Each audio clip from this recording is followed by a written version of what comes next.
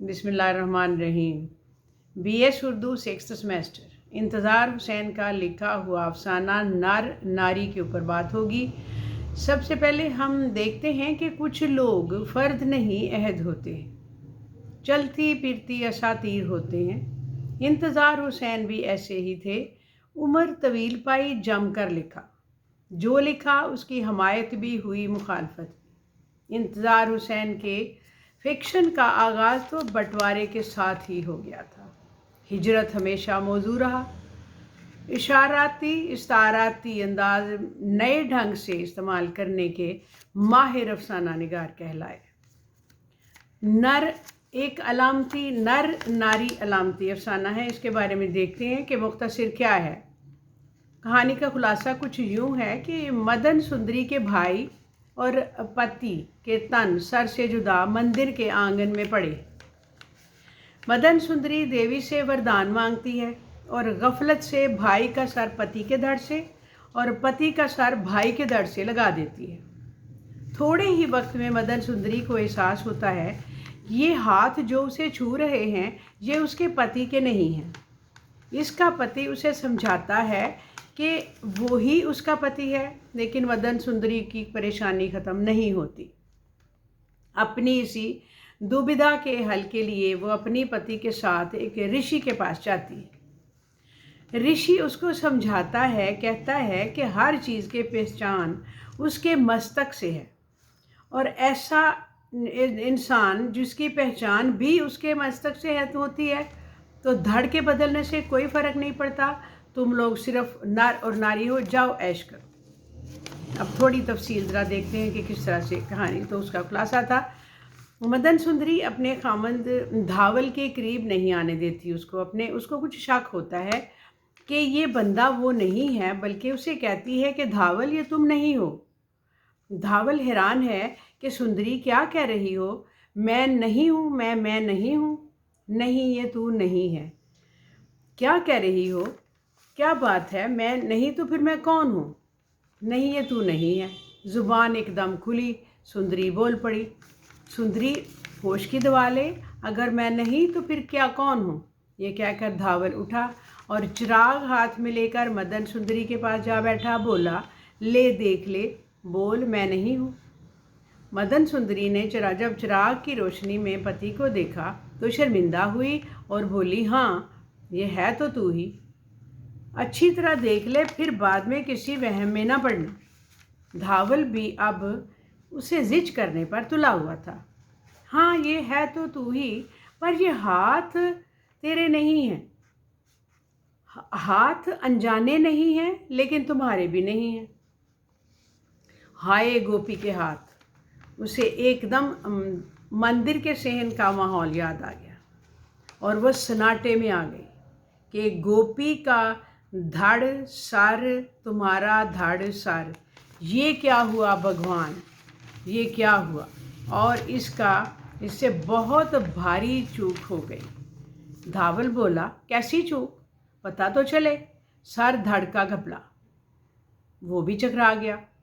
मदन सुंदरी ने कहा, हाँ, मेरी मत मारी गई थी।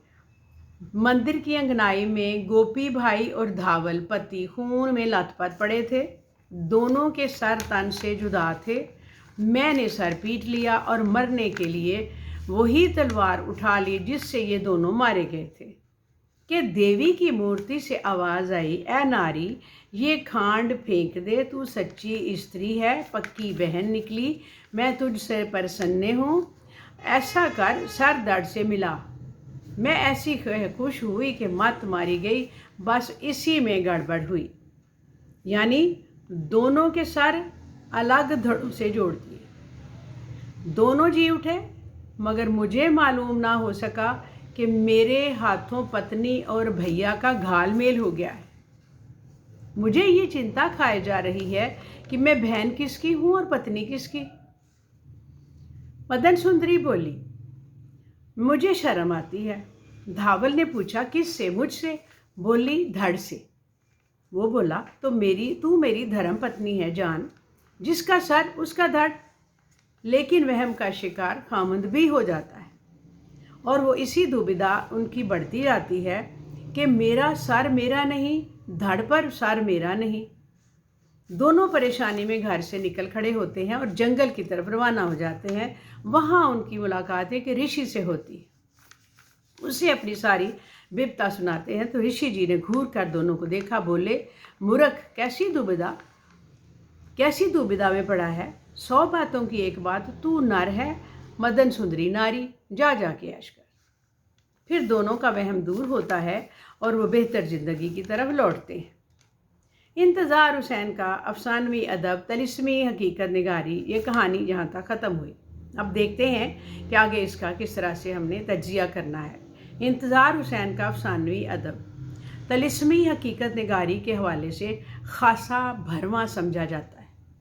वो हकीकत निगारी की सीधी सादी लकीर अपनाने की बजाय उन्हें अपनी कहानियों में दास्तानवी, असातीरी, देवमालाई, रज़मिया, इस्ताराती अंदाज में बयान करते हैं और इसके अलावा मजहबी सहाइफ, ज़ुबानी रवायात का अंदाज़ अपनाकर भी इंतज़ार हुसैन अपनी कहानियों को बयान करते हैं। ज़ुबान के इस सहर से यही महसूस होता है कि उन्होंने तलिस्मी हकीकत निगारी टेक्निक अपनाई है। इनके असलूब के बारे में मोहम्मद अज़ीज़ लिखते हैं कि इंतज़ार हुसैन की नुमायाँ खसूसियत ये है कि वो अफराद और तहज़ीब के बातिन में झांकने की सलाहियत से मालामाल है।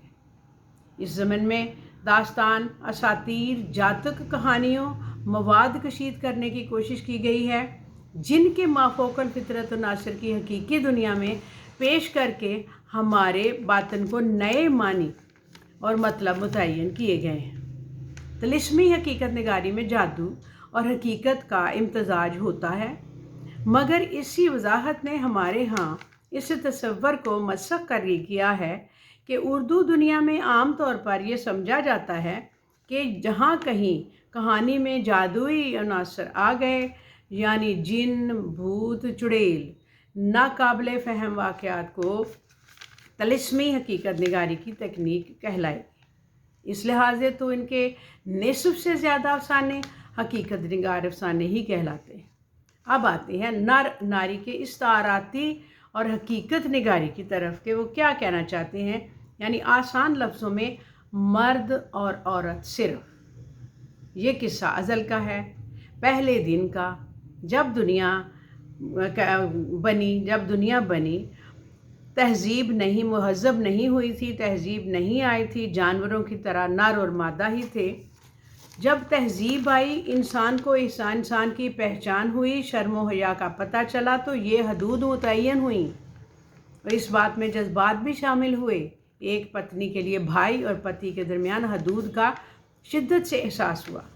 इस्लाम ने तो जो हदूद मुकर्रर की ही थी हमारे लिए, लेकिन हिंदू मज़हब में भी इन हदूद को मुकर्रर कर दिया गया। और अफसाने में जज्बात व एहसासात की फरावानी है और ये बात इस्ताराती अंदाज से समझाई गई है कि पति की जगह भाई का अंदाज भी उस औरत को गवारा नहीं था और उसे पहचानने में कि मर्द और औरत की तरह किस तरह से अपना मुकाम पहचानते हैं और किसी दूसरे को किसी एक की जगह पर बर्दाश्त भी नहीं करते। इंतज़ार हुसैन ने अलामती इस्ताराती अंदाज अपनाकर मुआशरे के हक़ाइक़ हमारे सामने रखे हैं। और एक बात और, असातीर के मानी में आपको बता दूं, ये अस्तोरा की जमा है, यानी जिसके मानी है पुरानी धुरानी खुराफाती दास्तान, यानी वो जो जाली तहरीर होती है, यानी मिथ, देवमालाई, वैसी तहरीर जो कि माजी से, मिथ से, देवमाला से ली गई हो और जिसके मानी पुरानी धुरानी चीज़ों से हो, उसको असातीर कहते हैं। और इसमें असातीर भी इन्होंने इस्तेमाल किए हैं, देवमालाई, मिथ, यानी तसव्वुराती, ख्यालाती और इस्ताराती, समझाने के लिए वो कोई सा भी टॉपिक जो है उसको अपने ही अंदाज में, अपने तरीके से वो निभाते हैं। इसीलिए उनके बारे में कहा गया है कि इंतज़ार हुसैन जैसा जो एक अहद था, एक इंतज़ार हुसैन की में फ़िक्शन का आगाज़ उन्होंने बंटवारे कर दिया था और हर वक्त वो उनका मौजू हिजरत रहा, लेकिन अफसाने मुख्तलिफ़ अंदाज के भी लिखे गए। جن میں انہوں نے یہ افسانہ بھی لکھا اور نر اور ناری کا فرق اس میں واضح کیا۔ بے شک انہوں نے سر دھڑ کا ایک اشاراتی طور پہ اس کو استعمال کیا، اور اس کو آپ افسانہ خود بھی پڑھیے اور اس کو سنیے، اور اس میں آپ شامل کر سکتے ہیں اپنے خیالات بھی، اور لنک کیجیے، شیئر کیجیے، سبسکرائب کیجیے۔ شکریہ، السلام علیکم۔